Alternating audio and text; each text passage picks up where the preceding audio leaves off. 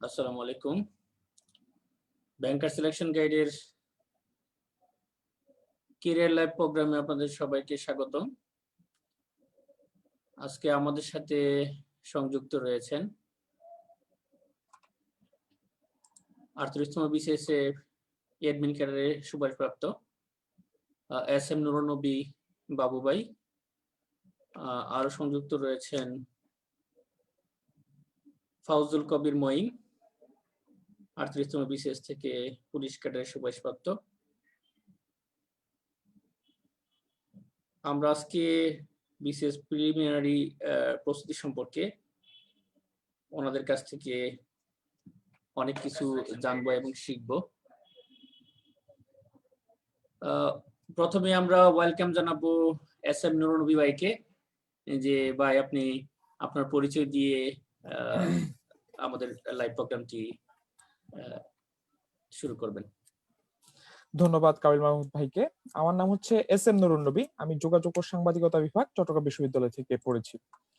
পাশাপাশি আমি শুরুতে আমার কর্মজীবনে সোনালী ব্যাংকে সিনিয়র অফিসার হিসেবে ছিলাম, এরপরে বাংলাদেশ ব্যাংক অফিসার হিসেবে গিয়েছি। তার মধ্যে আমি আবার জনতা ব্যাংক সিনিয়র অফিসার হিসেবে রিকমেন্ডেড ছিলাম। এরপর মাননীয় প্রধানমন্ত্রীর কার্যালয়ে সহকারী পরিচালক হিসেবে ছিলাম। বর্তমানে আমি অ্যাডমিন ক্যাডার হিসেবে সুপারিশপ্রাপ্ত। ধন্যবাদ। ধন্যবাদ নুরুন নবী ভাই আপনাকেও। তো এখন আমরা আমন্ত্রণ জানাবো ফাউজুল কবির মঈন ভাইকে, পুলিশ ক্যাডার 38তম বিসিএস। ভাই আপনার সংক্ষিপ্ত পরিচয় দিয়ে আপনি কোথা থেকে পড়াশোনা করছেন? বুয়েট থেকে পড়াশোনা করছেন। আপনার পরিচয় দিয়ে, সংক্ষিপ্ত পরিচয় দিয়ে আমাদের গ্রুপের সদস্যদেরকে জানাবেন। ধন্যবাদ কাবিল মাহমুদ ভাইকে। আসসালামু আলাইকুম। আমার নাম তো বললো কাবিল ভাই, ফাউজুল কবির মঈন। আমি বাংলাদেশ প্রকৌশল বিশ্ববিদ্যালয় থেকে পড়াশোনা করছি, বুয়েট থেকে, নেভাল আর্কিটেকচারে 10-11 সেশনের, আর দেশের বাড়ি গোপালগঞ্জ। আর আমার চাকরির জীবন শুরু হয়েছিল শিক্ষকতা হিসেবে। সোনারগাঁও ইউনিভার্সিটিতে আমি কিছুদিন লেকচার হিসেবে ছিলাম। তারপরে বাংলাদেশ ব্যাংকে, বাংলাদেশ ট্যুরিজম বোর্ডে অ্যাসিস্ট্যান্ট ডিরেক্টর হিসেবে 17 থেকে এখন পর্যন্ত আছি কর্মরত। আর বর্তমানে 38তম বিসিএস এর এএসপি হিসেবে রেকমেন্ডেড। ধন্যবাদ কাবিল ভাই। ধন্যবাদ। এবং আমাদের গ্রুপের পক্ষ থেকে আপনাদের দুজনকে স্বাগত জানাচ্ছি আমাদেরকে মূল্যবান সময় দিয়ে সহযোগিতা করার জন্য, স্বেচ্ছায় আমাদেরকে সহযোগিতা করার জন্য। তো আমরা আজকে যেহেতু 41তম বিসিএস এর প্রিলি পরীক্ষার ডেট পড়ে গেছে, আমরা চেষ্টা করব এই প্রিলি নিয়ে আসলে আলোচনা করার জন্য। কিভাবে, অনেকেই আছে একদম বোঝে না যে আসলে কিভাবে পড়বো, ইনবক্সে নক করে যে ভাই কিভাবে পড়বো, কিভাবে শুরু করব।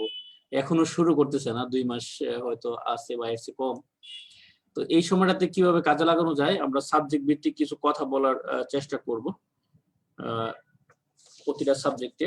আর যারা আমাদের লাইভে সংযুক্ত আছেন তাদেরকেও বলবো যে যেই সাবজেক্ট নিয়ে কথা হচ্ছে ওই সাবজেক্ট নিয়ে কমেন্ট করবেন, যাতে আমরা সাথে সাথে উত্তর দিতে পারি এবং ওনাদের কাছ থেকে ইনফরমেশন নিতে পারি। কারণ হিবিজিবি প্রশ্ন হলে দেখা গেছে এক সাবজেক্ট থেকে চেঞ্জ করে আরেক সাবজেক্ট যাওয়া যায় না, সময়ও ব্যয় হয়। তো ওনাদের মূল্যবান সময় আমরা যাতে সুন্দরভাবে ইউজ করতে পারি, 1 ঘন্টার মধ্যে যাতে আমরা লাইভ প্রোগ্রামটি ইউজফুল পর্যায়ে নিয়ে যেতে পারি এবং প্রাণবন্ত করতে পারি, সেই হিসাবে আপনাদেরকে অনুরোধ করব কমেন্টস করার জন্য সাবজেক্ট রিলেটেড। তো এখানে অনেক কয়েকজন কমেন্টস করেছেন। বাবু ভাইকে দেখা যায় চিনেন অনেকে, একজন বলছেন যে বাবু ভাইয়ের জন্য অনেক অনেক শুভকামনা। তো মঈন ভাইকেও আমরা অনেক অনেক শুভকামনা জানাই। মঈন ভাই ফেসবুকে আসলে তেমন একটা অ্যাক্টিভ না, তার জন্য হয়তো ওনাকে চিনি কম। আচ্ছা, আমরা এখন সাবজেক্ট ভিত্তিক চলে যাব। প্রথমে আমরা বাংলা দিয়ে শুরু করি। হ্যাঁ, বাংলা ভাষা সাহিত্য কিভাবে পড়ে আপনি ইমপ্রুভ করেছিলেন, এস এম নুরুন নবী ভাই একটু বলবেন। ধন্যবাদ আজকে লাইভ আয়োজনের জন্য ব্যাংকার সিলেকশন গাইড এবং কাবিল মাহমুদ ভাইকে। আমি নিজেও যখন চাকরি প্রার্থী ছিলাম তখন এই গ্রুপের খুব সিরিয়াস ফলোয়ার ছিলাম। তো সেই দিক থেকে এই গ্রুপের জন্য কিছু করতে পেরে আসলেই আমি আনন্দিত এবং আমি অত্যন্ত কৃতজ্ঞ কাবিল মাহমুদ ভাইয়ের প্রতি। বাংলা সাহিত্যের ব্যাপার যেটা বললেন সেটা হচ্ছে আমার সবচেয়ে ভয়ঙ্কর জায়গা ছিল, মানে আমি বারবার ভুলি। আর দেখা যেত যে এই ব্যাপারটা নিয়ে একটা ভয় আমার মধ্যে সবসময় কাজ করতো। অন্যান্য সবারই আমি আশা করব যে সবাই মোটামুটি এই ব্যাপারটা নিয়ে বেশ এক ধরনের আতঙ্কে ভুগে যে লেখকের অভাব নেই, তাদের সৃষ্টির অভাব নেই, সুতরাং প্রশ্নের অভাব নেই। তো সেদিক থেকে বলা যায় যে বাংলা সাহিত্য নিয়ে খুব বেশি চিন্তিত মানে হওয়ার প্রয়োজন নেই। দেখা যাবে কিছু প্রশ্ন খুবই কমন, ওই পিএসসি নির্ধারিত 11 জন যে সিলেবাসে উল্লেখিত তারা আছেন, এর বাইরে কিছু প্রশ্ন হতে পারে। কমন পড়লে আলহামদুলিল্লাহ, কমন না পড়লে গেছে, আমরা পরের প্রশ্ন দিকে চলে যাবো। এই স্ট্র্যাটেজি নিয়ে আসলে বাংলাটা পড়তে হবে প্রথমে সাহিত্য। এছাড়া আমি চেষ্টা করেছি যে বাংলা সাহিত্য পড়ার সময় কিছু টেক্সট বুক ফলো করার জন্য।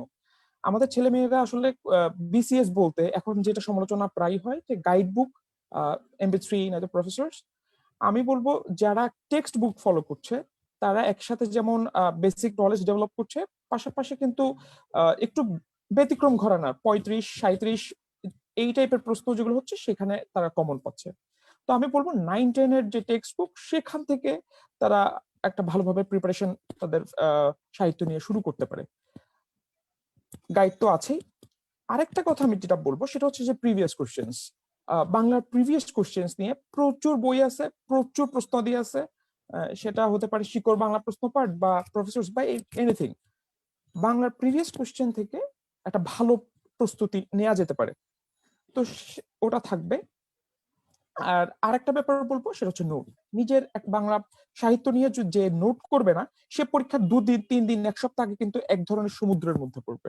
তো আমার আলটিমেট পুরো প্রস্তুতির ব্যাপারে আমার পরামর্শ হচ্ছে খুব বেশি উদ্বিগ্ন হওয়ার দরকার নেই। প্রিভিয়াস কোশ্চেন গুলো পড়া উচিত এবং নিজের একটা নোট থাকা উচিত। ধন্যবাদ মাহমুদ।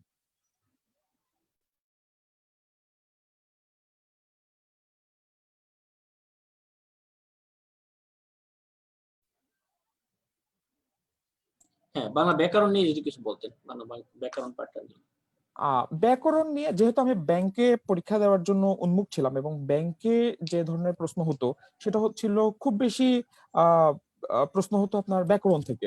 বিসিএস এও ব্যাকরণ থেকে প্রশ্ন হয়, তবে ব্যাংকে বেশি হতো। তো আমার একটা স্ট্র্যাটেজি ছিল আমি একটাই পড়বো, সেটা ব্যাংক এবং বিসিএস দুটোই কভার দিব। তো দেখা যেত আমি এভাবেই পড়েছি। প্রথমত আমি টেক্সট বুক পড়েছি, টেক্সট বুকের যতগুলো উদাহরণ আছে সবগুলো আমি একটা খাতায় নিয়ে এসেছি। হ্যাঁ, হয়তো সূত্রগুলো লিখিনি, হয়তো নিয়মটা আমি লিখিনি, কিন্তু যত উদাহরণ সব আমি খাতায় এনেছি। এরপর আমি একটা গাইড পড়লাম। গাইডে ওই ওখানের সাথে যেটা মিল নেই, যেটা প্রশ্ন এসেছে, যেটা টেক্সট বুকে নেই বা একটু ভিন্ন ঘরানার, সেটা আমি আমার খাতায় তুলে নিতাম। দেখা যেত এরপরে আমি হয়তো সাহিত্য জিজ্ঞাসা সৌমিত্র শিক্ষক স্যারের বইটা একবার একটু পড়লাম, দেখা যেত প্রায় সবই মিল, 2-1টা প্রশ্ন 2-1টা উদাহরণ মিল নেই, আমি সেটা আমার খাতায় তুলে নিতাম। এভাবে করে সবগুলো উদাহরণ যখন আমার সামনে চলে আসে দেখা যাচ্ছে যে 4টা বই আমি আমার খাতায় নিয়ে এসেছি। হ্যাঁ, এটা হচ্ছে প্রথম।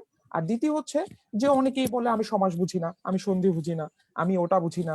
হ্যাঁ, এই জন্য অভিযোগ বা অনুযোগ করে লাভ নেই। এখন ইউটিউব আছে, ইউটিউবে হাজার হাজার কন্টেন্ট, আপনি যখনই কিছু বুঝবেন না আপনি জিনিসটা সার্চ দিন। ব্যাংকার সিলেকশন গাইডে অনেকেই ফাইল আপলোড করেন, ছেলে মেয়েরা ঘুরতে থাকেন কি করব সেটা বলতে থাকেন, কিন্তু একটু ফাইল সেকশনে গিয়ে কয়েকটা জরুরি ফাইল যে নামাবেন সেই কষ্ট করতে চান না, এটা করুন। দেখা যাবে যে অনেক কিছুই আপনি ওখানে পেয়ে যাবেন, যেটা আপনাকে কারো কাছ থেকে চাইতে হচ্ছে না, কারো কাছে আপনার যেতে হচ্ছে না। তো বাংলা ব্যাকরণ নিয়ে আমার মূল আলটিমেট থিম ছিল এরকম যে আমার 3-4টা বইয়ের সম্মিলন নিয়ে আমি আমার একটা খাতা করেছিলাম এবং প্রত্যেকটা পরীক্ষার আগে আমি সেই খাতাটা দেখে যেতাম। এক। আর দ্বিতীয় হচ্ছে যখনই আমার কোনো প্রবলেম হচ্ছে, যে যখনই কোনো একটা বিষয় নিয়ে আমি উৎকণ্ঠিত বা আমি পাচ্ছি না, সেটা আমি ইউটিউব থেকে দেখে নিতাম। আর আমি প্রচুর পরীক্ষা দিতাম, প্রচুর। দিনে 3টা এবং 3টা বা 4টার মতো মডেল টেস্ট, সাবজেক্টিভ টেস্ট আমি নিজে বাসায়, আমি লাইব্রেরিতে পড়াশোনা করতাম, সেখানে দিতাম। তো মোটামুটি এটাই ছিল আমার ধন্যবাদ প্রস্তুতি। নুরনবী ভাইকে, ধন্যবাদ। এখন আমরা যাব ফজল কবির মঈন ভাইয়ের কাছে। মঈন ভাই, বাংলা নিয়ে কিছু বলবেন, সার্বিক একদম, সাহিত্য, বাংলা সাহিত্য প্লাস ব্যাকরণ। ধন্যবাদ কাবিল ভাই, এবং আজকে লাইভের জন্য ধন্যবাদ এবং আমাকে এখানে আমন্ত্রণ জানানোর জন্য। এরকম কোনো সেশনে এটাই আমার ফার্স্ট কথাবার্তা বলা। এরকম আমি কিছুটা ক্যাজুয়াল হবে কথাবার্তা না, আমি যেভাবে পড়ছি আমি জাস্ট ওইভাবে বলবো। আমার ফার্স্ট বিসিএস ছিল 37-এ বাংলা এবং ইংরেজি এই দুইটার জন্যই আমার কাছে কেন মনে হয় যে আমার প্রিলি হয় নাই 37-এ। তো বাংলার যে বিষয়টা, আমি নুরুন্নবী ভাইয়ের সাথে একটা বিষয় খুব একমত যে নোট যদি থাকে কারো, হ্যাঁ, কারণ পরীক্ষার আসলে মূল পড়াটা হয় কিন্তু পরীক্ষা মানে বিসিএস এর জন্য। আপনি এখন তো 50-55 দিন আছে, এখন হচ্ছে আপনি জাস্ট বিষয়টা গোছাচ্ছেন বা পড়তেছেন, আজকে একটা পড়তেছেন কালকে ভুলে যাচ্ছেন, ব্যাপারটা এরকম। কিন্তু পরীক্ষা 7-8 দিন আগে আপনি আসলে কি পড়বেন, কারণ সিলেবাসটা অনেক বড়। তো সেই ক্ষেত্রে নোট রাখাটা খুব ভালো, কিন্তু আমার নোট করার সৌভাগ্য হয় নাই। আমি যেটা করতাম, আমার কাছে আমার নোট ছিল শুধুমাত্র প্রাচীন এবং মধ্যযুগের জন্য, কারণ প্রাচীন এবং মধ্যযুগ এইটাতে 5 নাম্বার, এবং বাংলা রিটেনের জন্য কিন্তু আসলে প্রিলির পড়াটাই, বাংলা রিটেনের জন্য কিন্তু বাংলা গ্রামার বা ব্যাকরণ বা সাহিত্য কিন্তু আলাদা করে খুব বেশি পড়া থাকে না। ওই প্রিলির যে বইগুলো আমি ওইগুলো থেকে পড়ে যাই। 9-10-এর টেক্সট বই আমি কিছুটা দেখছি, কিন্তু পুরোটা ওইভাবে দেখার সুযোগ হয় নাই।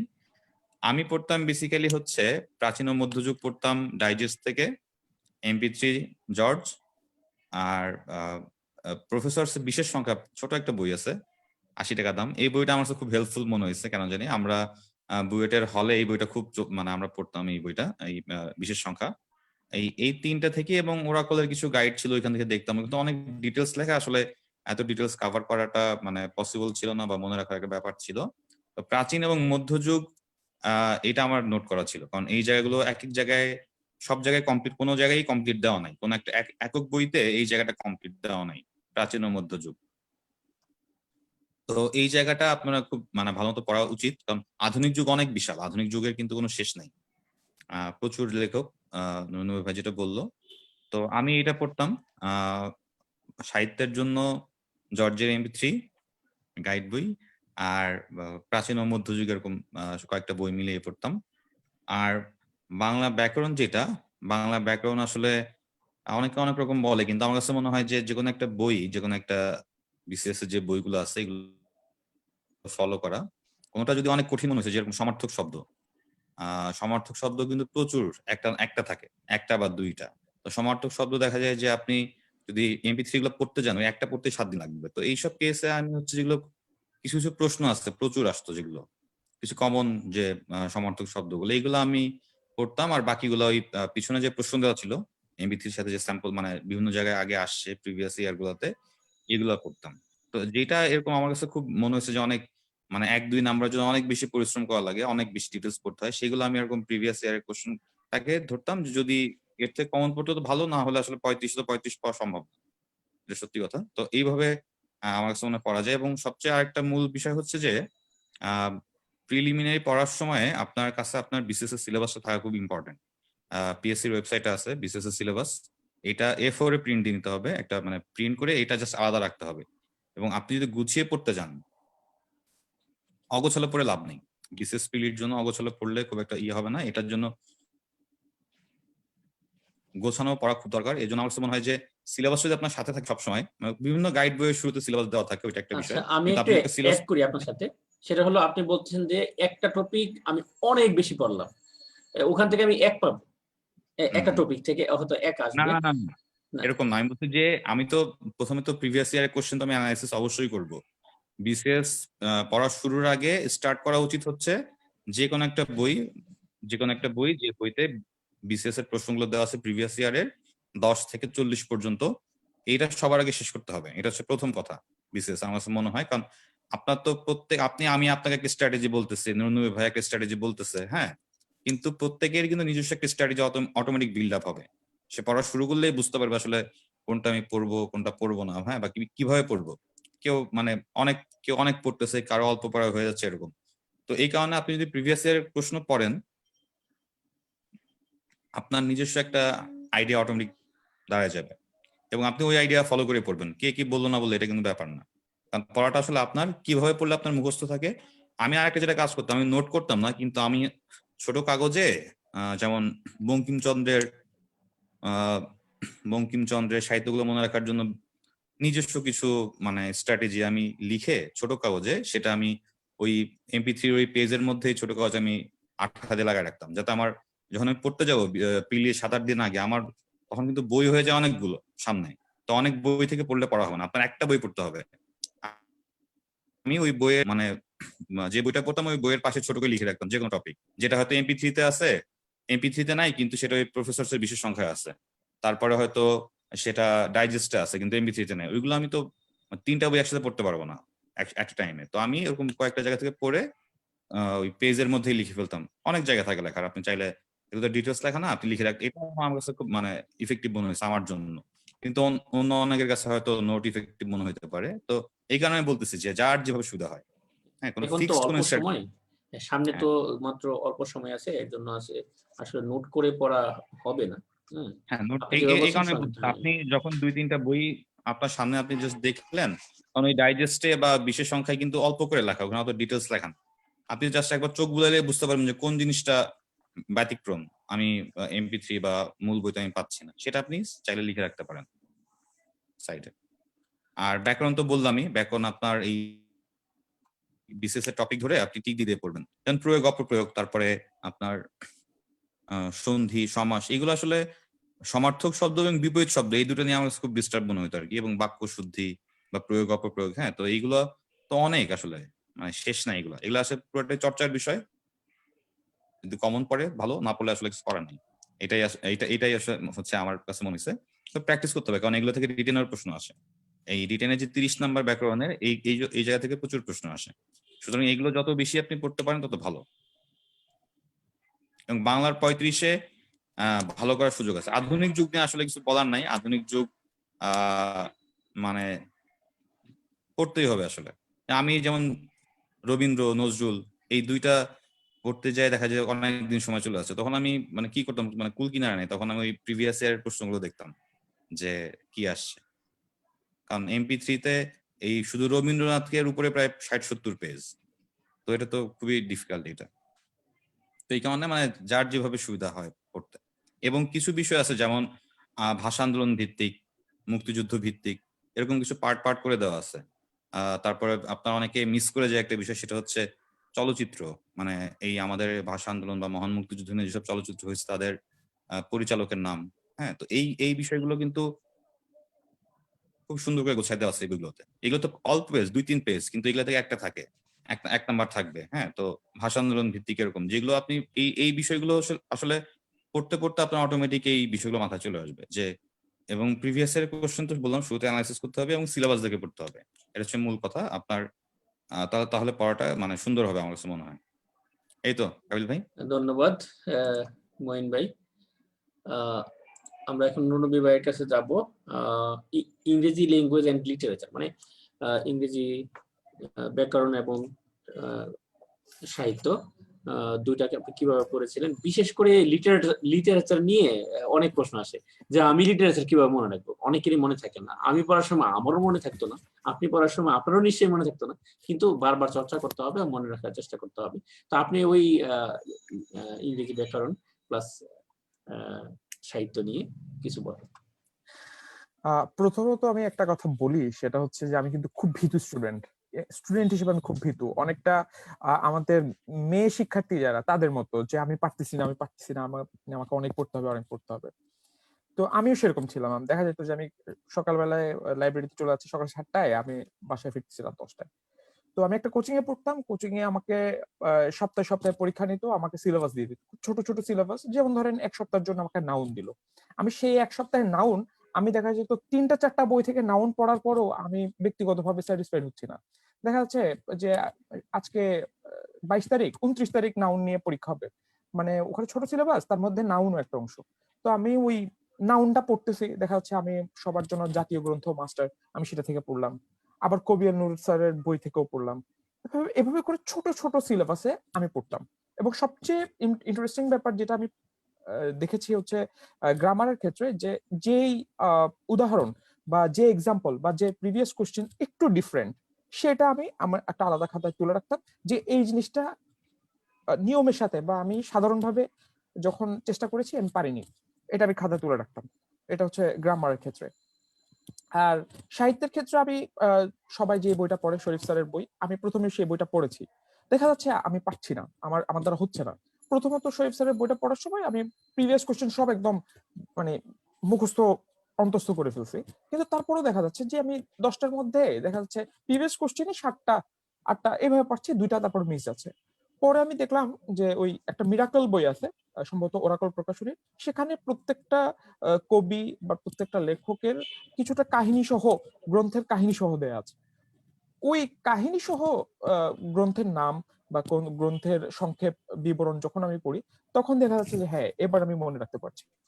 তো এটা আমার জন্য একটা অনেক বড় শিক্ষা ছিল যে আমি যখন ইংরেজি সাহিত্যটা পড়ি, তখন যদি আমি একটু ব্যাকগ্রাউন্ডটা জানি যে আসলে মেজর্স ফোর্স মেজর্স এর ঘটনাটা কি বা হ্যামলেটের ঘটনাটা কি, হালকা, পুরো বইটা পড়ার দরকার নেই, ওই হালকা ঘটনার সারসংক্ষেপ, তাহলে ইংরেজি সাহিত্য অনেক বেশি মাথায় থাকে দেন নর্মাল পরীক্ষার জন্য পড়ার ক্ষেত্রে।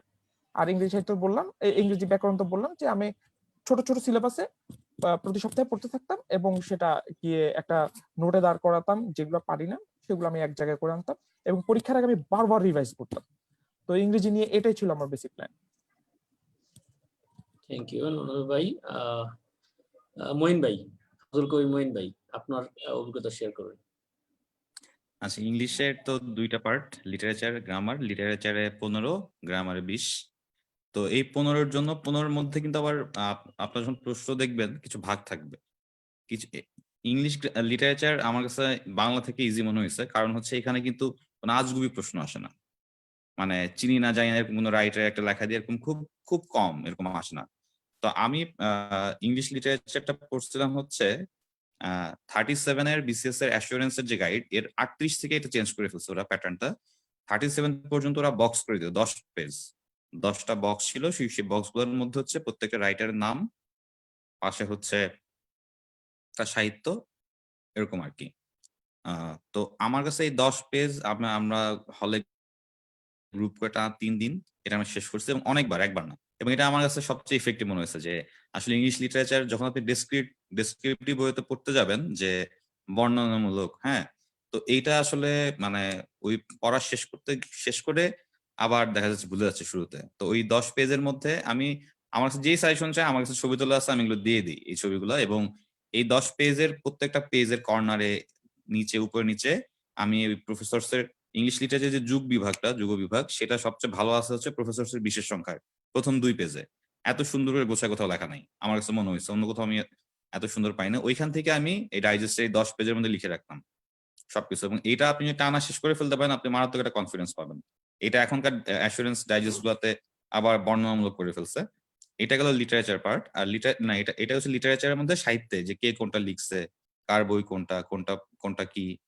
এছাড়াও কিন্তু আপনার লিটারি টার্ম থাকে, উক্তি থাকে আপনার, এছাড়া কে কোন যুগের, হ্যাঁ, এগুলো কিন্তু খুব ইম্পর্টেন্ট, এগুলো কিন্তু খুব বেশি কঠিন না, এগুলো কিন্তু ইজিলি মনে থাকে। এখান থেকে প্রায় 3-4টা প্রশ্ন থাকে কিন্তু, কে কোন যুগের, কোন সময়, কে কোন এলিজাবেথ পিরিয়ড কোন টাইমে ছিল, হ্যাঁ, এরকম। এবং সিলেবাসটা কিন্তু খুব ইম্পর্টেন্ট। লিটারেচারের মধ্যে বলা আছে হচ্ছে আপনার এলিজাবেথ পিরিয়ড থেকে 21st সেঞ্চুরি। হ্যাঁ, তো আপনার এই এই এই টাইম ফ্রেমের মধ্যে যেগুলো আছে আপনি এগুলো পড়বেন। এর আগে বা পরে তো 21st সবচেয়ে লেটেস্ট, এর আগে অনেক অনেক জায়গায় ডিটেলস লেখা থাকে, আমার কাছে এগুলো ইউজলেস মনে হয়েছে। তো ওই ডাইজেস্টের ওই 10 পেজ মানে এখন নাই, যদি এটা কারোর কাছে থাকে, তো এটা আমার কাছে মনে হচ্ছে খুব ইফেক্টিভ। এই 10 পেজ আপনি খাতায় লিখে ফেললেন, আপনি জাস্ট টানা এটা পড়বেন।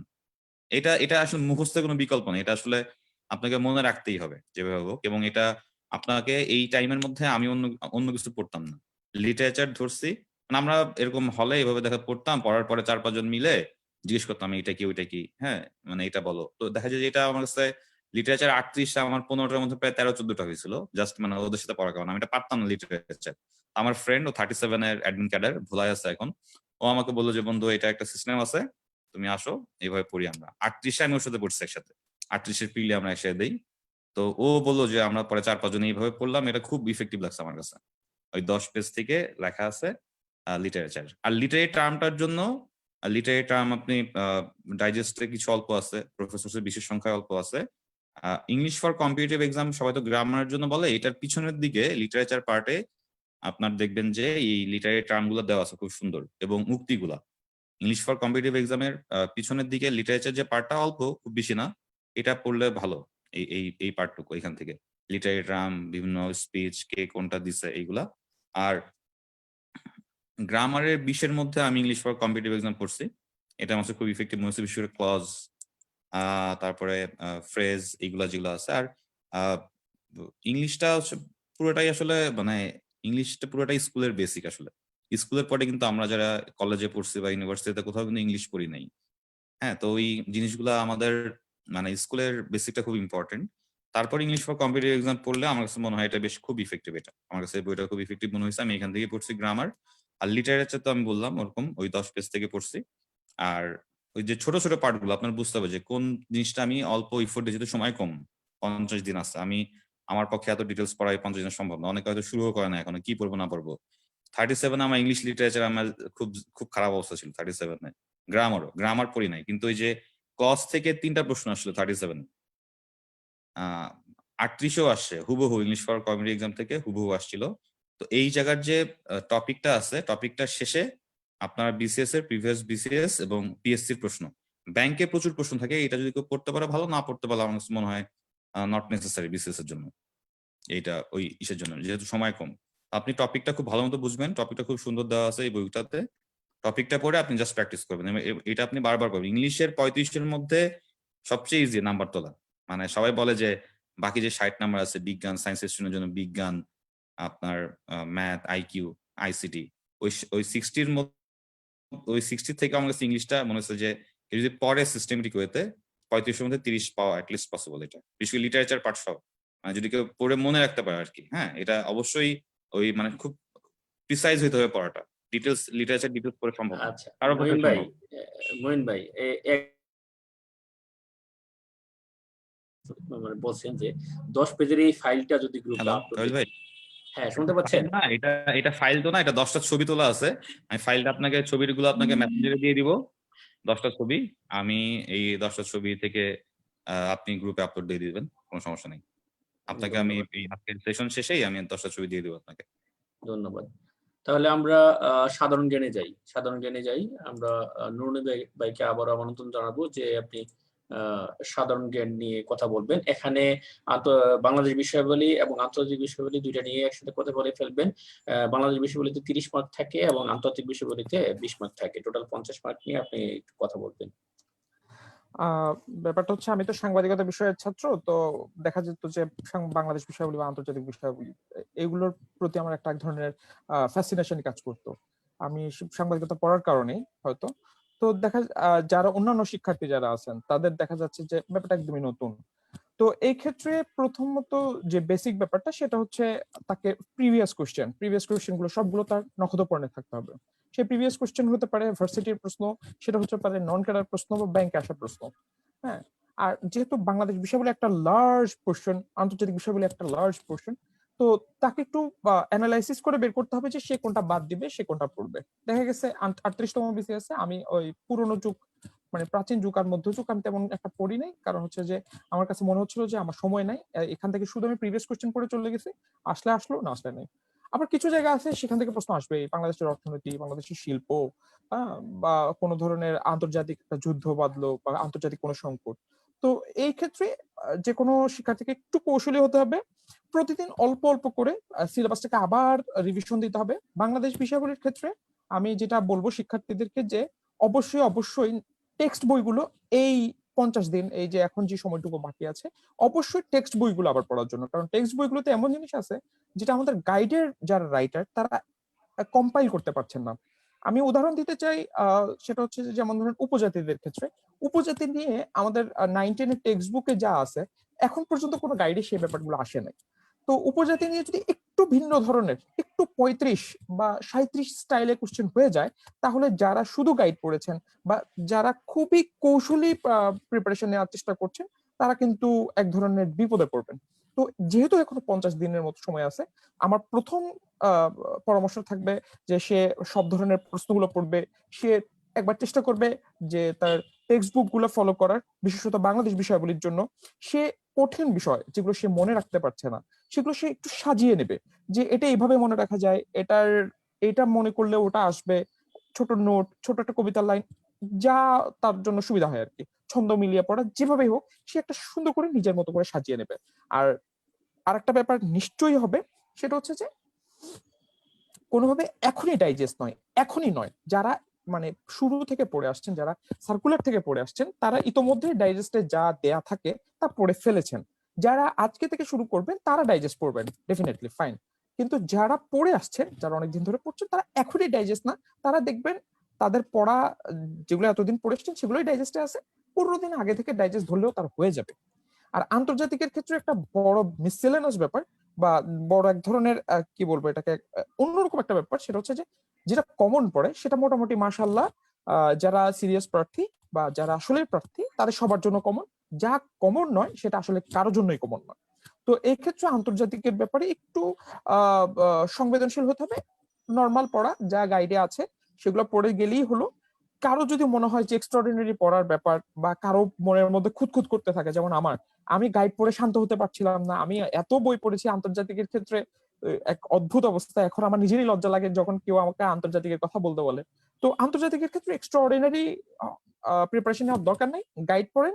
আর যদি এক্সট্রাঅর্ডিনারি প্রয়োজন হয় তাহলে বেসিক ভিউ পড়তে পারেন, সীমিত রাখেন, তবে একটু টেকনিক্যালি পড়াশোনা করার চেষ্টা করেন এই সময়ের মধ্যে। ধন্যবাদ কাবিল ভাই। ধন্যবাদ। আমরা ফজল কবির মঈন ভাইকে বলবো সাধারণ জ্ঞান নিয়ে কথা বলার জন্য, কিভাবে মনে রাখতেন আপনার সাধারণ জ্ঞান, বাংলাদেশ বিষয়াবলী প্লাস আন্তর্জাতিক বিষয়াবলী। এটা কঠিন টপিক, মঈন ভাই। সাধারণ জ্ঞান। তো বলতেই আগে আমরা বুঝতাম সাধারণ জ্ঞান। তো মনে রাখতে হবে যে বিসিএস এর নাম্বার, প্রিলিতে নাম্বার 200। হ্যাঁ, 200 আমার পাইতে হবে না, এটা হচ্ছে প্রথম কথা। আমার 200 পাওয়ার কোনো দরকার নেই। আমার টার্গেট থাকবে 125 প্লাস, মোরলেস 125। মানে এটা প্রত্যেক বিসিএস হওয়ার পরেই মনে হয় যে কাট মার্ক 130 প্রশ্ন দেখে, আসলে এত নট দ্যাট ইজি। হ্যাঁ, তো এই যে জেনারেল নলেজের যে 50 নাম্বার বাংলা আন্তর্জাতিক মিলায়, তো সেক্ষেত্রে ইন্টারন্যাশনালটা আসলে ইন্টারন্যাশনালটা ভাইয়া যেটা বললো যে রেগুলার যে গাইডে যেটা আছে এটা টুকটাক পড়েন। অনেকেই রিসেন্ট জিনিস নিয়ে পাগল হয়ে যায়, যে আপনার কিছু যে ছোট যে ইয়া থাকে আপনার বাংলাদেশ প্রতিদিন বা এইসব পড়তে চায়। তো এটা আসলে পড়ার দরকার নেই। এটা আপনার যখন পিলিট ডেট দিচ্ছে 1 মাস আগে, 15-20 দিন আগে দেখবেন ছোট ছোট বই 50-60-80 টাকা নিবে, এরকম বই বের হয়। আমাদের সময় বেসিক ভিউ ছিল। হ্যাঁ, তো ওইটার মধ্যে এই রিসেন্ট যে বিষয়গুলো এগুলো কম্পাইল করা থাকে। এবং যেহেতু প্রিলিট ডেট দিয়ে দিছে, তো দেখা যাচ্ছে প্রশ্ন করার কাজ হয়তো শুরুও হয়ে গেছে। সুতরাং আপনি যদি মার্চের 19 তারিখের পিলি হয়, ফেব্রুয়ারি 19 তারিখে কি ঘটতেছে এগুলো নিয়ে এত মানে ব্যস্ত হওয়ার আমার মনে হয় দরকার নাই। হ্যাঁ, কারণ ততদিনে প্রশ্ন বা সেট হয়ে গেছে। তারপরেও রিসেন্ট যে বিষয়গুলো আছে, যেমন আমাদের প্রিলির সময়ে 37 এর, বিশেষ করে 37 প্রিলির সময় কিন্তু আমেরিকান নির্বাচন ছিল। 37 নরনবী ভাই 37 প্রিলির সময় তো না, 37 এর সময় 37 যখন হলো 16 লাস্টের দিকে হলো, তখন আমেরিকান নির্বাচন খুব হট টপিক ছিল। তখন ট্রাম্প নির্বাচন হচ্ছে, একটা প্রশ্ন কিন্তু আসে নাই, একটা সিঙ্গেল প্রশ্ন কিন্তু ইউএস ইলেকশন নিয়ে আসে নাই যে কয়টা ওদের ইয়া হয়, এরকম কিন্তু আসে নাই। সো রিসেন্ট বিষয়গুলো নিয়ে খুব, শোনা যাচ্ছে, রিসেন্ট বিষয়গুলো নিয়ে খুব বেশি এটা আপনার পরীক্ষার কিছুদিন আগে দেখবেন যে ছোট ছোট বই চলে আসে, যার যেটা পছন্দ হয়, বা তখন দেখবেন বিভিন্ন গ্রুপগুলোতে বলবে যে কোন বইটা ভালো, রিভিউ দেখে একটা বই কিনে পড়ে ফেললে 5-7 দিন পড়লে এটা রিসেন্ট টপিক কভার হয়ে যাবে। এছাড়া যে আপনার কোনটা সদর দপ্তর কোথায়, এগুলো নিয়ে প্রশ্ন আসে। আপনার পরিবেশগত ইস্যু খুব ইম্পর্টেন্ট পিলির জন্য। পরিবেশের পার্টটা ডাইজেস্টটা আমার কাছে খুব ভালো লাগছে। ডাইজেস্ট যেভাবে দেওয়া ছিল পরিবেশের, আমি ডাইজেস্ট থেকে পড়ছিলাম। প্রথম দিকে MP3 পড়তাম, কিন্তু পরের দিকে আসলে দেখা যায় যে আসলে MP3 বইটা তো শুধু বিসিএস এর জন্য না, এটা তো আসলে সব ধরনের চাকরির প্রিপারেশন। এখানে ব্যাংক আছে, শিক্ষক নিবন্ধন আছে, হ্যাঁ, অনেক ডিটেলস লেখা থাকে। তো এই ক্ষেত্রে এইসব কেসে আমার কাছে আন্তর্জাতিক বিষয়গুলি টপিক ধরে ডাইজেস্ট এবং প্রফেসর যে বিশেষ সংখ্যা, এই দুইটা বই রিডিং করতাম, এবং প্রিভিয়াস ইয়ারের প্রশ্ন এবং রিসেন্টের জন্য ওরকম একটা বই, নাইম ভাইয়ের বেসিক ভিউ বা এই টাইপের যে বইগুলো আছে, এটা পড়লে 20 নাম্বারের জন্য আমার কাছে মনে হয় ফেয়ার এনাফ। এটা 20-এর মধ্যে 10, 12, 13, 14 সিকিউর করা যায় এইটুক পড়লে। খুব মানে আমার ডিটেলস যেটা নুনু ভাই বললো যে কঠিন যেটা আসে এটা আসলে কঠিনই, এটা আসলে পারা যাবে না, কোনো কিছু পরে এটা পারা যাবে না, আপনি যত ডিটেলসে পড়ান না কেন। ঠিক আছে, গুয়ামের গভর্নরের নাম কি, এটা তো সম্ভব না, এটা তো মানে কারোর পক্ষেই সম্ভব না। গুয়ামে যে না গেছে বা গভর্নরকে নিউজে পড়ছে যে তার গুয়ামের মানে আপনি গভর্নর। বলতে যাচ্ছেন যে যেটা আমি পারবো না সেটা হয়তো অন্য না না, কেউর জন্য যেটা আমি কঠিন হবে। পারবো না, আপনি তো কিছু প্রশ্ন দেখলে তো আপনি, যেহেতু আপনি প্রিপারেশন নিচ্ছেন, আপনি হ্যাঁ অনেক প্রশ্ন দেখছেন, অনেক পরীক্ষা দিচ্ছেন, হ্যাঁ, কিছু প্রশ্ন তো আপনি দেখলে বুঝবেন এগুলো অ্যাবসার্ড, হ্যাঁ, এগুলো আসলে যে সবাই পারবে মানে না, হ্যাঁ এটা সবাই পারবে কেউই না। পারবে না। হ্যাঁ, তো ওইটা যেটা কেউই পারবে না সেটা আমার পারতে হবে, ব্যাপারটা এরকম না। আমার 125 দরকার, আমার 75 আমার না পাইলে তো কিছু যায় আসে না। হ্যাঁ, তার মানে আমি 200 যে এমসিকিউ আছে ওইটার মধ্যে আমি চেষ্টা করব শুধু দাগানোর না, আমি বাদ দেওয়ারও চেষ্টা করব, হ্যাঁ, চেষ্টা আপনাকে করব। এটা এটা এটা এটা আমি কেন বলতেছি, আপনি যেহেতু প্রিভিয়াস এর প্রশ্ন আপনি দেখছেন, আমি যদি ক্যান্ডিডেট হই, আমি তো প্রশ্ন দেখছি, আমি 35-এর প্রিলি কঠিন আসছে, 37 এ কঠিন আসলে তো আমি জানি, 38-এ একটু কম্পারেটিভলি ইজি আসছে, আমরা এগুলো আলোচনা করে যেভাবে বলি আর কি। হ্যাঁ, তো আপনি যখন দাগানো শুরু করবেন তো আপনি বুঝে ফেলবেন যে প্রশ্নটা আসলে কিরকম।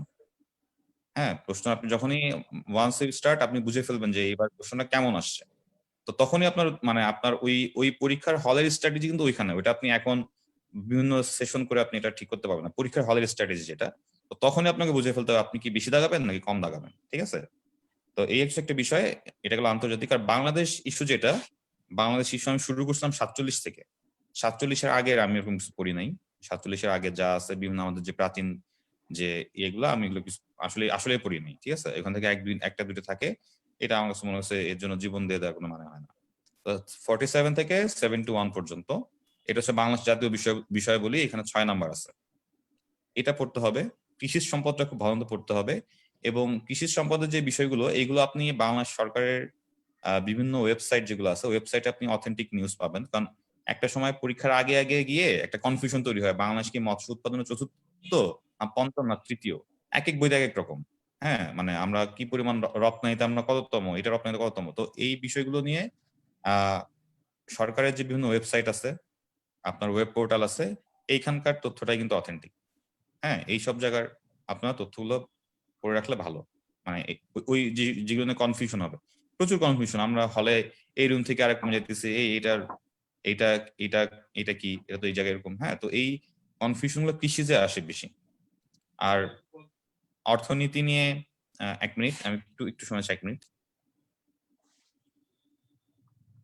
হ্যাঁ, নুরনবীর ভাই, এই মুহূর্তে যে আপনি একটু ভূগোল নিয়ে কথা বলে ফেলতেন, বাংলাদেশ বিশ্ব, যদিও এখানে 10 মার্ক থাকে। হ্যাঁ, হ্যাঁ সরি মহিন ভাই, হ্যাঁ কাবিল ভাই, তো যেটা হ্যাঁ বলতেছিলাম, তো বাংলাদেশ বিষয়গুলো সংবিধান একটা ইস্যু আছে। সংবিধানে এখন যেহেতু যদি এই মুহূর্তে কেউ পড়া শুরু করে, তার তার তার সংবিধান পড়তে 1 মাস লাগবে। হ্যাঁ, আজকে যদি কেউ শুরু করে, তো সেক্ষেত্রে হচ্ছে সংবিধানের যে আপনার কিছু কমন কিছু অনুচ্ছেদ আছে যেগুলো থেকে কোশ্চেন হয় প্রিলিতে, কিছু কমন আপনি দেখবেন যে এগুলা বিভিন্ন ফেসবুক গ্রুপে থাকবে, একটা পেজের মধ্যে আহ ওই মানে যে হট যে অনুচ্ছেদগুলো আছে সেগুলো আপনাকে দিয়ে দিবে, এগুলো থেকেই প্রশ্ন আসে প্রিলিতে। তো ওই আপনি জাস্ট সংবিধানের আরিফ ভাইয়ের যে বইটা ছিল ওইটা থেকে জাস্ট আপনি ভূমিকাগুলো পড়ে ফেলতে হবে সংবিধানের, এগুলো পড়ে ফেলতে হবে। এবং বাকিগুলো আপনার মোটামুটি, মানে আমি পড়েছিলাম হচ্ছে ডাইজেস্ট থেকে, ডাইজেস্ট কি মেইনে ফলো করছিলাম, সংবিধানটা আলাদা পড়তাম, আর ডাইজেস্ট এবং প্রফেসর বিশেষ সংখ্যা টপিক ধরে পড়ে ফেলতাম। প্রত্যেকটা টপিক যখন পড়তাম, যেটা ডাইজেস্টেও যা আছে এবং বিশেষ সংখ্যা ওই টপিকটা দেখে জাস্ট পড়তাম, আর প্রিভিয়াস এর প্রশ্ন এতটুকুই। হ্যাঁ, আর জাতীয় বিষয়াবলী এবং সংবিধানটা একটু একটু গুরুত্বপূর্ণ, কারণ এখান থেকে আপনার এগুলো আপনার মনে রাখতেই হবে। কারণ বিশেষ আরেকটা বিষয় হচ্ছে যে আপনাকে সব পারতে হবে এরকম না, কিন্তু সবাই যেটা পারে সেটা ভুল করা যাবে না। হ্যাঁ, কিছু জিনিস আছে অনেকে পারবে অনেকে পারবে না, কিন্তু কিছু প্রশ্ন আছে সবাই পারবে, যে পড়ছে সে পারবেই, আসলেই পারবে। তো এই প্রশ্নগুলো ভুল করলে সর্বনাশ। এবং আপনি প্রিলির দিনে পরীক্ষার হলে কনফিডেন্টলি কিছু ভুল, আপনার প্লাস মাইনাস আপনার 200টার মধ্যে 5টা আপনার বের হওয়ার পর মনে হবে এটা ভুল করছে। হ্যাঁ, তো এটা হবেই। তো এই ইসটা আপনার যত কমানো যায়, হ্যাঁ, তো এইগুলো বাংলাদেশে আন্তর্জাতিকে বেশি হয়, বিজ্ঞানে বেশি হয়, যেগুলো আপনাদের মানে আমরা পড়ি বেশি যেগুলো, সেগুলো ভুল বেশি হয়।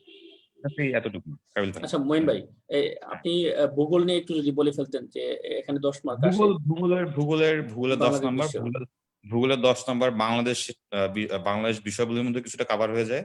আপনি কৃষি করতে গেলে, হ্যাঁ, বা আমাদের যে সম্পদগুলো আছে, এই সম্পদের বিষয়টা যে নুরুন্নবী ভাই যেটা বললো যে আপনার উপজাতি, মানে আসলে এটা সত্যি কথা, উপজাতি নিয়ে কিন্তু প্রত্যেকবার একটা প্রশ্ন থাকে, 2-3 পেজে আপনার লেখা থাকে উপজাতি নিয়ে, কয়টা উপজাতি আছে, কে কোনটা মাতৃপ্রধান। হ্যাঁ, তো উপজাতির বিষয়গুলো বা আপনার এই সম্পদগুলো, আমাদের ভূপ্রকৃতি গুলো যেগুলো, হ্যাঁ, হ্যাঁ, ভূপ্রকৃতি, এই বিষয়গুলো আপনারা যদি পারেন খুব ভালো হয়। 9-10-এর আর্টস এর যে ভূগোল বই, দুর্যোগ ব্যবস্থাপনা নিয়ে আসে। হ্যাঁ, দুর্যোগ ব্যবস্থাপনা মানে অঞ্চল ভিত্তিক। দুর্যোগ ব্যবস্থা নিয়ে আছে। তো দুর্যোগ ব্যবস্থাপনার বিষয়গুলো হচ্ছে আপনারা ওয়েবসাইটে কিছুটা দেখতে পারেন, আমাদের যে ডিজাস্টার ম্যানেজমেন্ট ওয়েবসাইট আছে এখানে। আর এমপি3 থেকে পড়লেই আমার মনে হয় হয়ে যায়, ঠিক আছে, এই ভূগোলের বিষয়টা। আর কিন্তু এই যে টপিক যেগুলো আছে আপনার ভূপ্রকৃতি, আপনার সম্পদ, হ্যাঁ, এই বিষয়গুলো আপনারা 9-10-এর ভূগোল বইটা পড়লে আর্টসের ভালো। ভূগোলটা জাস্ট 10 নাম্বার পড়লেই হবে রেগুলার, ওই কোন একটা গাইড থেকে। আচ্ছা, আমরা এখন নুরুন্নবী ভাইকে বলবো যে ভূগোল প্লাস সাধারণ মানে বিজ্ঞান নিয়ে আলোচনা করে ফেলবেন আপনি। ভূগোল নিয়ে একটু কথা বলে বিজ্ঞান নিয়ে।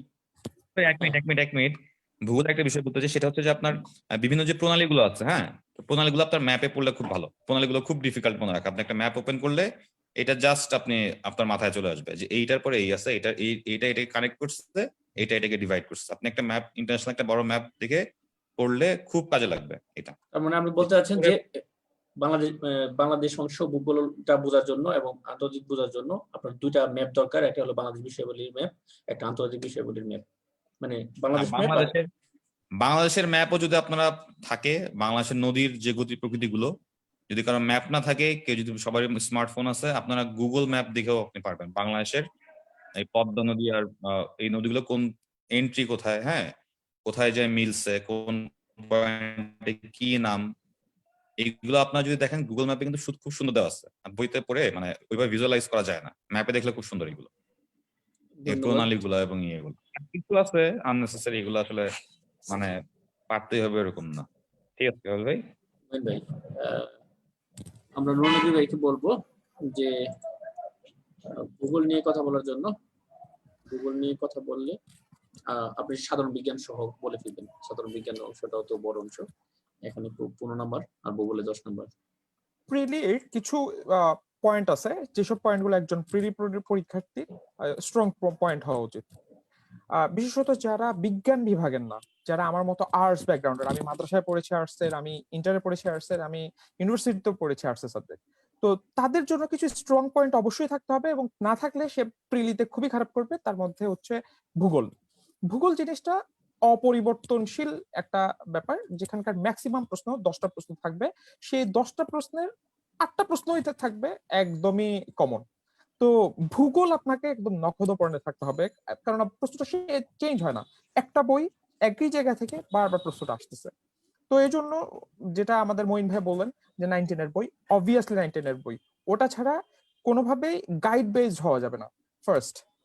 দ্বিতীয়ত হচ্ছে ভূগোল যেহেতু চেঞ্জ হয় না, আপনি গাইড থেকেও পড়লে কমন পাবেন, পাবেন না এমন না, ডাইজেস্ট থেকেও পড়লে কমন পাবেন, সবই পাবেন কমন।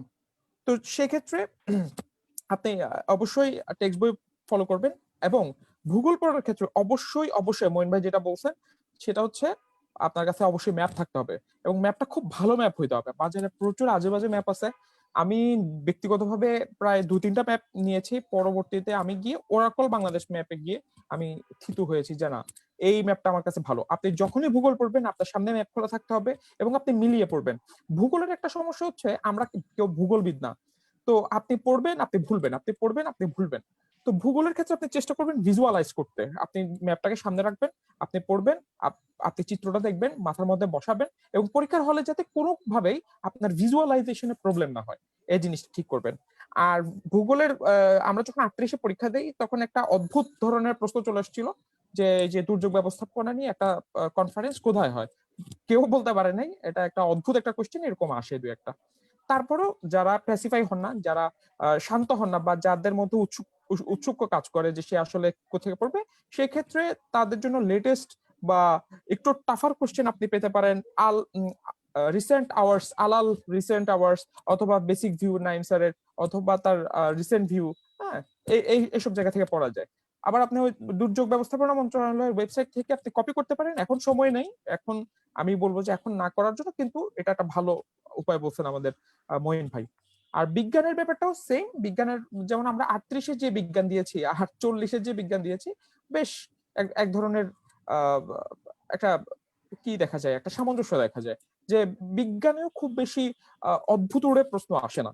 তো বিজ্ঞানের ক্ষেত্রে অবশ্যই টেক্সট বুক, আমি বলবো সবাইকে এখন আবার টেক্সট বুক পড়ার জন্য, কারণ টেক্সট বুক থেকে প্রশ্ন আসার সম্ভাবনা অনেক বেশি রাদার দেন গাইড বুক। এটা এটা এক। আর দ্বিতীয় হচ্ছে যে গাইডের প্রিভিয়াস বুক এবং টেক্সট বুক যদি আপনি মিলিয়ে পড়তে পারেন সেটা আপনার জন্য ভালো হয়। আর নিজের নোট করে রাখা, কারণ বিজ্ঞান খুব হিজিবিজি লাগে, যারা সায়েন্সের স্টুডেন্ট না তাদের জন্য খুবই হিজিবিজি একটা ব্যাপার। আপনার নোট যদি আপনার কাছে থাকতো তাহলে আপনি আরো ভালোভাবে রিভিশন দিতে পারতেন, বারবার রিভিশন দিতে পারতেন।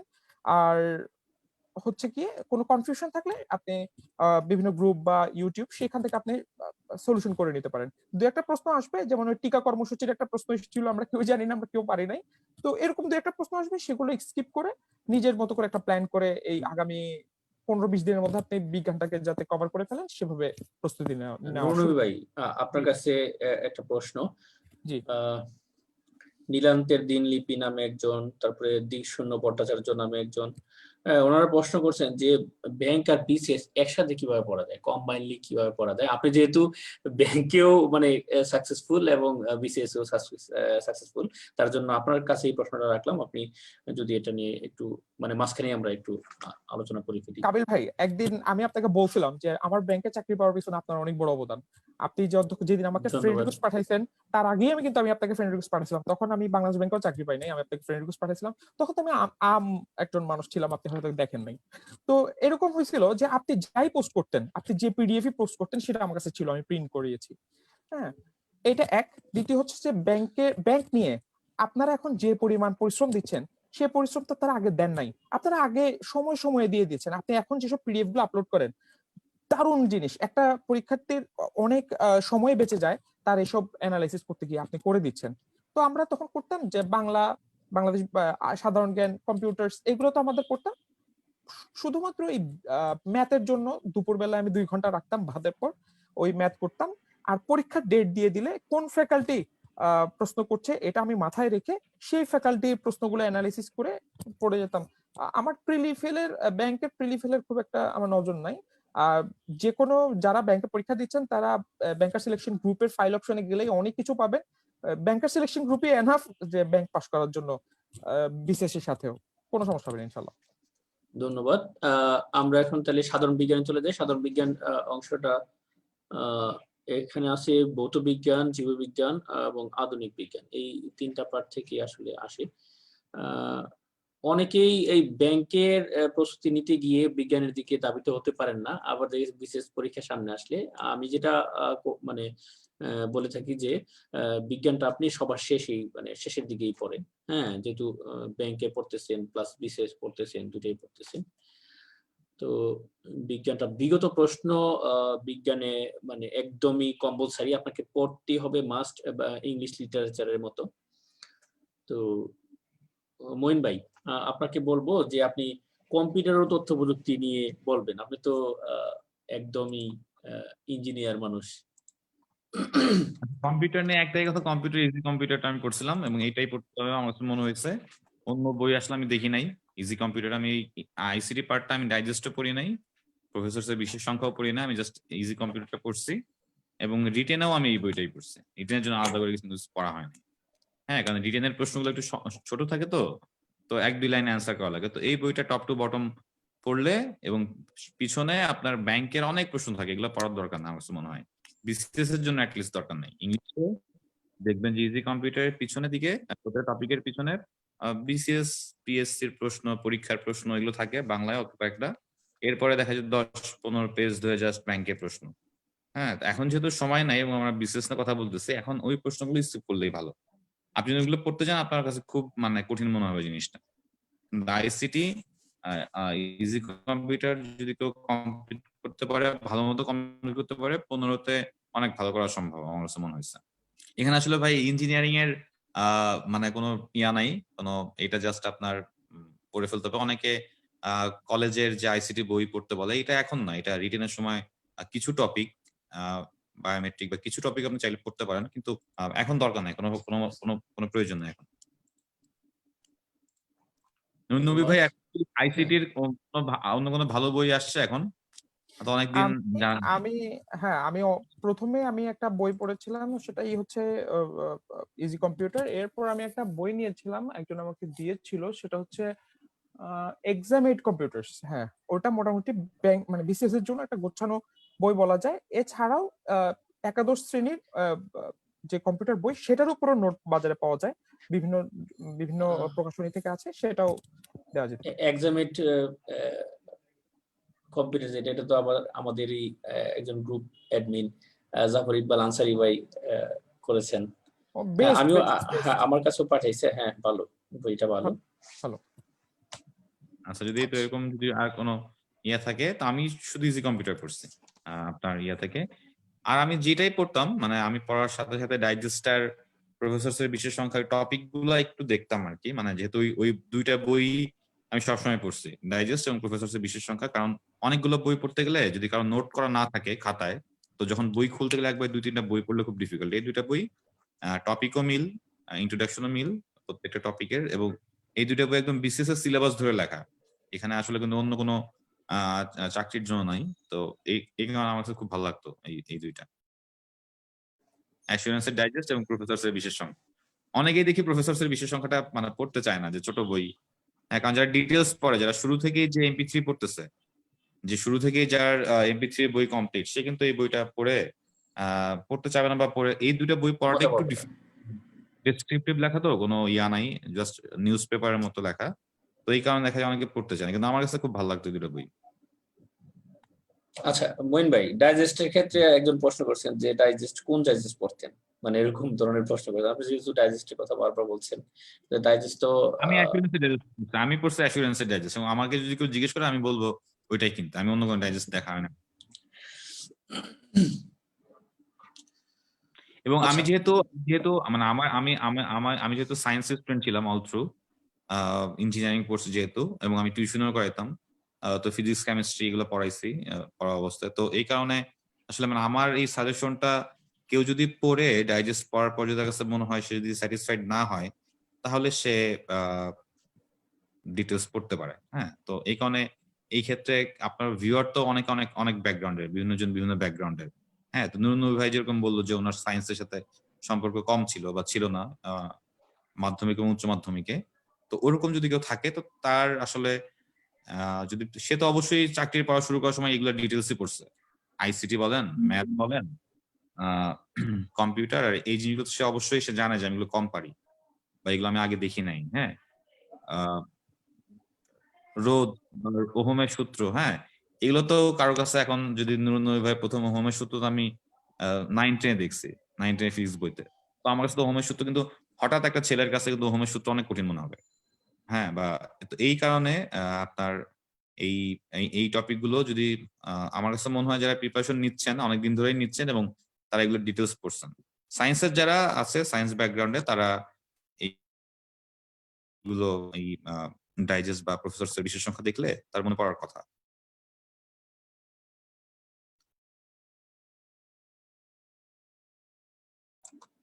আপনাকে ধন্যবাদ। এই SM নুরুন নবী ভাই, আপনি একটু বলবেন কম্পিউটার তথ্য প্রযুক্তি নিয়ে আপনার অভিজ্ঞতা, বা কিভাবে পড়াশোনা করছেন? ওখানে তো কম্পিউটার থাকে এবং তথ্য প্রযুক্তি থাকে। কম্পিউটার আসলে এখন যে প্রশ্নের ধারা 36-এর পর থেকে, 36 গেল, তারপর 37-এও মোটামুটি কমন ছিল, 38-এর পর থেকে কম্পিউটার এক অদ্ভুত ধরনের প্রশ্ন, যেটা আমাদের মতো আর্টস ব্যাকগ্রাউন্ডের বা কমার্স ব্যাকগ্রাউন্ড যারা আছেন তাদের জন্য এক অদ্ভুত ধরনের প্রশ্ন। তো আমি বলবো যে কম্পিউটার নিয়ে অত বেশি চিন্তিত হওয়ার কিছু নাই। কমন গুলো কমনই থাকবে, আনকমন গুলো আসলে ওই ইন্টার লেভেলের বই থেকে আসলে দেয়া। কারো যদি সুযোগ হয় তাহলে ইন্টার লেভেলের বইটা টাচ করতে পারে, আর যদি সুযোগ না হয় তাহলে এখন ওই বেসিক বই, যেটা ডাইজেস্ট অথবা এগুলো থেকেই পড়ে যান। আনকমনই থাকবে, আনকমন সবার জন্যই আনকমন। তো কম্পিউটার নিয়ে অত চিন্তা ভাবনা করার তেমন কিছু নাই, আনকমন থাকলে সেটা এড়িয়ে যাওয়াটাই বেটার। ধন্যবাদ নুরুন নবী ভাই। মঈন ভাই, আপনাকে বলবো যে গণিত গাণিতিক যুক্তি 15 নম্বরে এবং মানসিক দক্ষতা যে 15 নম্বরে, এই দুটা বিষয় নিয়ে কথা বলবেন। গাণিতিক যুক্তি কথা বলতে গেলেই মানসিক দক্ষতাও চলে আসে। দুটা বিষয়কে একত্রে যদি বলতেন যে কিভাবে। আপনি তো আচ্ছা, না না, আমি তো সায়েন্সের স্টুডেন্ট, ইঞ্জিনিয়ার, ব্যাপারটা এরকম না, ধরা খাই এরাই। হ্যাঁ, আমি তো ম্যাথ পারি, যার মধ্যে মানে একটু আগেও আমি আমার এলাকা স্কুলে এক ছোট ভাইয়ের কথা বলতেছিলাম। তো ম্যাথ পারি, ম্যাথ দেখলে হয়ে যাবে, এই ইন্টেনশন থাকলে কিন্তু খুব সমস্যা। আমার এটা প্রিলিতে খুব ডিস্টার্ব করছে ম্যাথটা, যদিও আমি সায়েন্সের স্টুডেন্ট। হ্যাঁ, তো একটু দেখলে হয়ে যাবে, একটু দেখলে লাস্টের দিকে দেখা যায় এটা খুব হুড়হুড়ি লেগে যায়।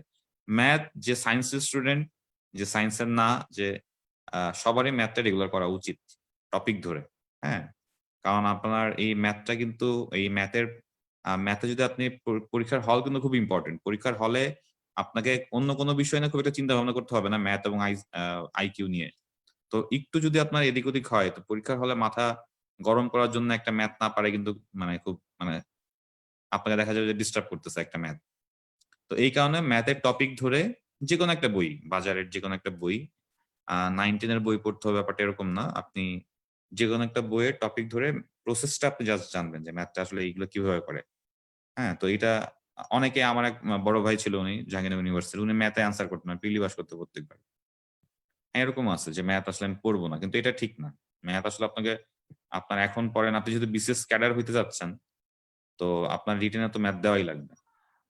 আপনি প্রিলি অবশ্যই। হয়তো 15 নাম্বার আপনি স্কিপ করলেন, তো এটা ঠিক হবে না, এটা ওয়াইজ হবে না আপনার। আর যদি পারেন, সবারই বন্ধু বান্ধব আছে যারা ভালো ম্যাথ পারে, তো আহ, যে টপিকটা যেমন প্রবাবিলিটি, আমি সায়েন্স স্টুডেন্ট হইলেও আমার কাছে মাঝে মধ্যে কঠিন লাগে প্রবাবিলিটির যে বিষয়টা, কনফিউজিং। আপনার পারমিউটেশন কম্বিনেশন, হ্যাঁ, এই জিনিসগুলো কিন্তু আহ, অবশ্যই প্র্যাকটিস থাকা উচিত ম্যাথের। এমনি লাভ ক্ষতির অঙ্ক বা এইসব অঙ্ক কিন্তু কমন, এগুলো সবাই করে, কিন্তু পারমিউটেশন কম্বিনেশন বা প্রবাবিলিটি নিয়ে দেখা যায় যে খুব কনফিউজিং চলে আসে এগুলো। সেটের অঙ্ক, হ্যাঁ, ভেনচিত্রের অঙ্ক, এইগুলো নিয়ে দেখা যায় যে করতে অনেক সময় লাগে, চর্চা না থাকলে। আমি এটা দেখলে পারবো, এই অ্যাটিটিউড না থাকাই ভালো। এখন 54 দিন সময় আছে, ফেয়ার এনাফ ম্যাথ পড়ার জন্য রেগুলার প্র্যাকটিস করা উচিত। এবং আইকিউ হচ্ছে আপনার, আইকিউ তো আইকিউ আসলে, এটা পড়ে আসলে তারপরেও কিছু প্যাটার্ন যেগুলো থাকে আপনার দেখা যায় কিছু কমন আছে, এটার ভিতরে কয়টা ত্রিভুজ আছে। হ্যাঁ, তো এই প্যাটার্ন গুলো কিন্তু কমন, খুব কঠিন না। এগুলো আপনার ওই পরীক্ষার হলে আপনার গুণে বের করাটা খুব টাফ। এই প্যাটার্ন গুলো আপনার মুখস্থ থাকা ভালো। অনেকগুলো চতুর্ভুজ একটার মধ্যে আঁকা আছে, 30টা আছে চতুর্ভুজ, আমার এটা মুখস্থ থাকাই ভালো। এটা পরীক্ষার হলে আমি গুণে আনসার করব, এটা আসলে টাফ। অনেক ধরনের সূত্র আছে, আমি কখনো এরকম সূত্র আসলে আমার পড়ার সুযোগ হয় নাই, যে রেখা বা কর্ণের সংখ্যা দিয়ে কি থাকে হয়তো অনেক সময়। তো এই যে যেগুলো জটিল, যে কিছু আপনার ফিগার থাকে, এইগুলো আপনার, তারপরে মিরর থাকে। হ্যাঁ, এই আপনার মিরর কি হবে, মিরর ভিউ কি হবে, এটা যে আপনার পরের পেজ উল্টায় দেখতে হয়, এটা আমি অনেক পরে জানছি।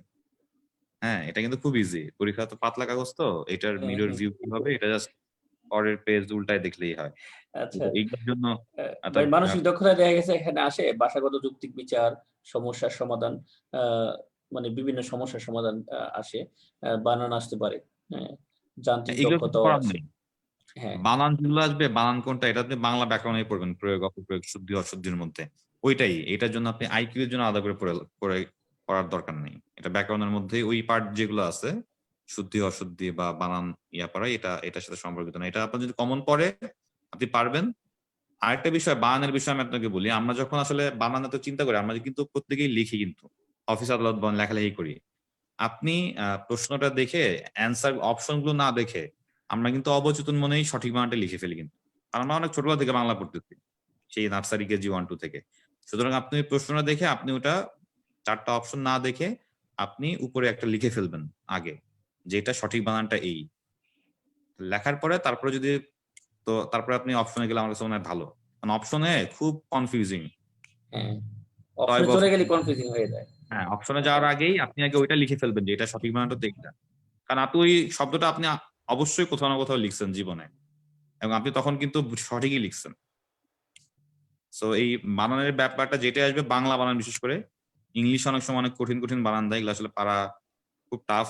যাদের নলেজ ভালো, আমি এই ইংলিশ বানানগুলো পারতাম না খুব একটা বেশি, কমন পড়লে পারতাম, না পারলে পারতাম না, ঠিক আছে। তো বানানটা আপনারা বাংলা ব্যাকরণ পড়ার সময় পড়লেই ভালো। ইভেন বাংলা ব্যাকরণ যখন আপনি পড়বেন তখনও আপনার এভাবে লিখে পড়াই ভালো। আপনি দেখলেন এটা শুদ্ধি কি হবে, আপনি এটা অটোমেটিক লিখে ফেলবেন, মানে লিখে ফেলবেন, দেখবেন যে মিলে যাচ্ছে। হ্যাঁ, কারণ আপনারা তো এটা পড়ছেনই। কিছু বানান আপনার ওই দীর্ঘিকার আগে হবে, রস্যিকার আগে হবে, এইগুলো আসলে কিছুটা কনফিউজিং, এগুলো প্র্যাকটিসের বিষয়, এটার কোনো স্ট্র্যাটেজি নেই, এটা জাস্ট পড়ে মনে রাখতে হবে। আচ্ছা, একজন প্রশ্ন করেছেন যে ম্যাথের জন্য আপনি কোন বই পড়েছেন, ম্যাথের জন্য আপনি কোন বইটা ফলো করছেন? ম্যাথের আসলে আমার সাজেশন তো ভাইয়া যদি সায়েন্সের হয়, আমি ম্যাথের জন্য ডাইজেস্টেড টপিক গুলো পড়তাম, জাস্ট অঙ্কগুলো কিভাবে হয় এটা দেখলাম। আপনার পারমুটেশন কম্বিনেশনটা আমি পড়ছিলাম, যেহেতু আমি টিউশনি করাইতাম, ওইটা আমি পড়ছিলাম হচ্ছে ইয়া থেকে। পারমুটেশন কম্বিনেশনটা আমি ওই যে কলেজের যে এসি আহমেদের বই, ওটা আসলে সবার জন্য পড়া ডিফিকাল্ট। আর প্রবাবিলিটি, আমার রুমমেট ছিল, খুব ভালো প্রবাবিলিটি পারতো, ও আমাকে পড়াইতো প্রবাবিলিটি, ও খুব সুন্দর, মানে প্রবাবিলিটি বুঝতো ভালো। এটা হচ্ছে বিষয়।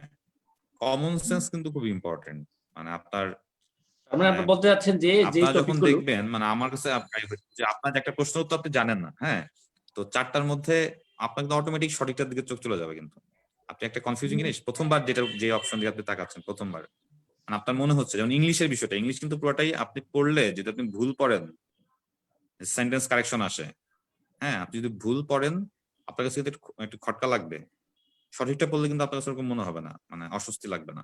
কমন সেন্স কিন্তু খুব ইম্পর্টেন্ট ইংলিশে, আইকিউতে, ম্যাথে। হ্যাঁ, এগুলা আপনার এগুলো চিন্তা করতে হবে এগুলো। ধন্যবাদ কাবিল মঈন ভাই। ভাই। হ্যাঁ, মঈন ভাই ধন্যবাদ। আমরা এখন নবী ভাইয়ের কাছে যাব। বিষয় হলো গাণিতিক যুক্তি এবং মানসিক দক্ষতা। আমি যেহেতু অঙ্কে খুবই দুর্বল, আপনি হয়তো শুনলে আশ্চর্য হবেন যে 38তম বিসিএস এর লিখিততে আমি 16 নাম্বার অ্যান্সার করেছিলাম ম্যাথে, আমি 14 বা তার চেয়ে একটু কম পেয়েছি।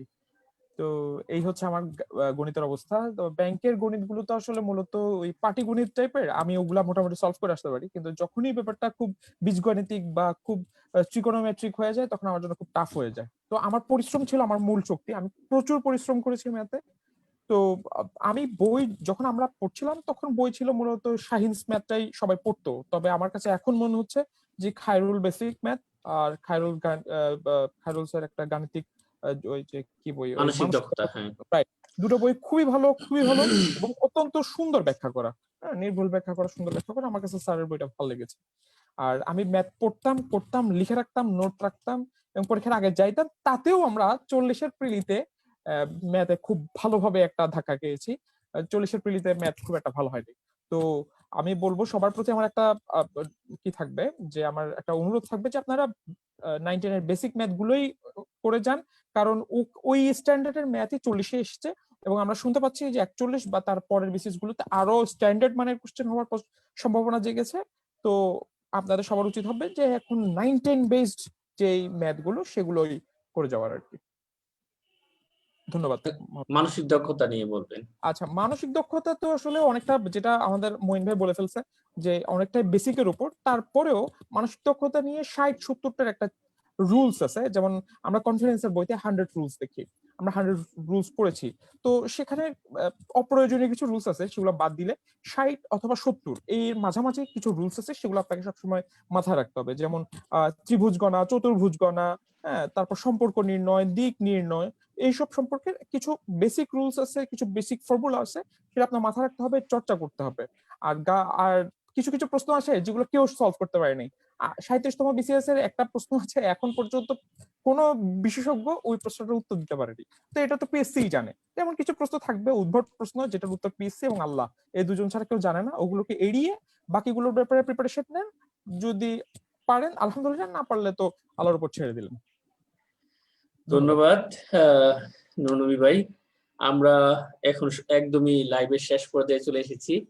আমরা শেষ পর্যায়ে এসে আমাদের নৈতিকতা, মূল্যবোধ এবং সুশাসন সম্পর্কে জানার চেষ্টা করব। মঈন ভাইকে বলবো আপনি আমাদেরকে সর্বশেষ যেই কথাগুলো বলবেন, এটা হলো নৈতিকতা, মূল্যবোধ, সুশাসন আমরা কিভাবে ভালো করতে পারি। এখানে অনেকেই পড়াশোনা না করেই চলে যায়, আবার অনেকে বলে যে পড়াশোনা করার কি আছে এখানে। আচ্ছা, আপনার মতামতটা আমরা জানতে চাই। কাবিল ভাই, শুনতে এখানে পাচ্ছেন? 10 মার্ক থাকে। হ্যাঁ, হ্যাঁ, শুনতে পাচ্ছি। আচ্ছা, নীতি নৈতিকতা আসলে আমি এটা প্রশ্ন হচ্ছে 35 অথবা 36-এর ফার্স্ট পেয়েছিলাম। তোমার 3 পেজ একটা পিডিএফ ওই সময় ছিল নীতি নৈতিকতার জন্য। হ্যাঁ, নীতি নৈতিকতার জন্য কমন যেগুলো পড়ে যে ইউএনডিপি বা বিশ্ব ব্যাংক এদের কিছু ইয়া থাকে যে কে কয়টা বলছে এই বিষয়ে, এই টপিকগুলো শুধু কমন পড়ে। এছাড়া আসলে কোনটা আপনার এগুলো তো কনফিউজিং আসলে। ওইটার জন্য আসলে যদি না পারেন আমার না দেখানোই ভালো। আমি 3 পেজ একটা পিডিএফ ছিল, ওইটা তখন খুব আমাদের গ্রুপগুলোতেও ছিল এবং হলেও খুব আমরা ওই 3 পেজই পড়ছি, তাতে যার যেটা কমন পড়তে দিছে তার কমন পড়ানো দেয় নাই, এরকম। এটা নিয়ে আসলে পড়ার কিছু নাই এবং এটা না দাগানোই ভালো। আপনার কমন সেন্সও হয়তো কাজে লেগে এসেছে, নৈতিকতা নিয়ে। যেটা অ্যাড করতে চাই। কারণ যে প্রিপারেশন নিছে বিসিএস এর, হ্যাঁ, যে স্ট্রং ক্যান্ডিডেট যে তার এটা এই 10 নাম্বার তার দরকার হবে না মনে হয় পিলি পাস করার জন্য। যেহেতু এটা কনফিউজিং জিনিস, যেহেতু নেগেটিভ মার্কিং আছে, কনফিউজিং জিনিস আপনার নাই করাই আমার কাছে বেটার মনে হয়েছে। ওরকম 3-4 পেজের কিছু পিডিএফ থাকবে যেখানে গোছানো থাকবে, এটা পড়ে গেলেই হবে। এখন আপনি পিডিএফ এর কথা বলছেন, এখন পিডিএফ দিবেন আমাদের গ্রুপে, আমরা আপলোড দিব। আচ্ছা ঠিক আছে, আমি এটা এসএম নুরুল নবী ভাই, আপনি সর্বশেষ নৈতিকতা মূল্যবোধ সুশাসন নিয়ে বলবেন।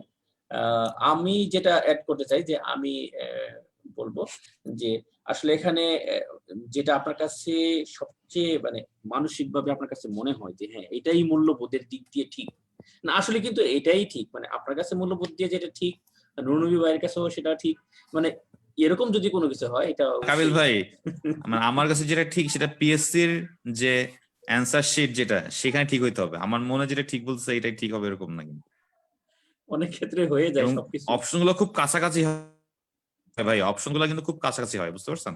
তো সেই ক্ষেত্রে দেখা যায় এই টাইপের কনফিউজিং প্রশ্ন না লাগানোই ভালো। হ্যাঁ, কনফিউজিং গুলো না লাগানো। নুরুল নবী ভাইয়ের কাছে একটা ঠিক মনে হচ্ছে, আর একটা আমার কাছে ঠিক মনে হচ্ছে, আর একটা আপনার কাছে ঠিক মনে হচ্ছে, হ্যাঁ, আর পিএসসির কাছে মনে হচ্ছে না চতুর্থটা ঠিক, তো ওইটাই ঠিক হবে। আচ্ছা নুরুল নবী ভাই, আপনি এই সম্পর্কে বলবেন। বুঝতে পারছেন? তো এটা 38তম বিসিএস এ নৈতিকতার 10টা প্রশ্ন এসেছিল, আমি অ্যান্সার করেছি একটা, ছেড়ে এসেছি 9টা। এই ছিল আমার নৈতিকতা প্রিপারেশন। তো এরপরে যখন আমি 40-এ এসে আমি খুব ভালোভাবে নৈতিকতাটা পড়ার চেষ্টা করেছি এবং দেখেছি যেসব অপশনে নৈতিকতা এবং মূল্যবোধ উভয় অপশন আছে, সেই প্রশ্নগুলো ছেড়ে আসাই ভালো, কারণ এই প্রশ্নের উত্তর কেউই দিতে পারবে না, কারণ কারো কাছে নৈতিকতা, কারো কাছে মূল্যবোধ। পিএসসি আসলে কোনটা নিচ্ছে, নৈতিকতা নিচ্ছে না মূল্যবোধ নিচ্ছে, এই নিয়ে একটা বিশাল কনফিউজিং। তো পরীক্ষার্থীদের উচিত হবে যে যে প্রশ্নের উত্তরে অপশনে নৈতিকতা এবং মূল্যবোধ উভয় আছে সেগুলো ছেড়ে আসা, এক। দ্বিতীয়ত হচ্ছে নৈতিকতা মূল্যবোধ আমি 40-এ 9টা প্রশ্ন অ্যান্সার করে এসেছি, 9টাই হয়েছে। এই 40-এর কমন পড়ার পিছনে সবচেয়ে বড় হাত ছিল বেসিক ভিউ। বেসিক ভিউর নৈতিকতা মূল্যবোধ অংশটা খুবই ছোট, 3 পৃষ্ঠা বা 4 পৃষ্ঠা, কিন্তু ওই 3-4 পৃষ্ঠাটাই 40তম বিসিএস এর প্রিলিতে সর্বাধিক কমন পড়েছে। আমার মনে হয় এই 3-4 পৃষ্ঠা পড়ার পর আর যদি কিছু পড়তে চান আপনি, ওই MP3 বইটা পড়লেন, কোশ্চেন অংশটুকু পড়লেন, রিডিং অংশটুকু পড়লে লাভ নেই, কারণ মিলবে না, কমন আসবে না। তবে বেসিক ভিউর অংশটুকু আমার কাছে সবচেয়ে বেশি ভালো লেগেছে, আমার কাছে মনে হয়েছে ওই অংশটুকু পড়লেই যথেষ্ট। এটা নিয়ে বেশি নাড়াচাড়া করার দরকার নাই, কারণ নৈতিকতাটা হচ্ছে যে অনেকটা ওই ললনার মতো, যে ললনা আপনাকে প্রেমের হাতছানি দিবে কিন্তু ধরা দিবে না। ধন্যবাদ এসএম নুরুল নবী ভাই। আমরা একদমই শেষ পর্যায়ে চলে এসেছি। মঈন ভাই, আমরা সর্বশেষ যেই জিনিসগুলো জানবো, মানে আমাদের গ্রুপের মেম্বারদের জন্য বলবেন কিভাবে 41তম বিসিএস তো ডেট দিয়েই দিছে, আপনারা জানেন যে মার্চের 19 তারিখ।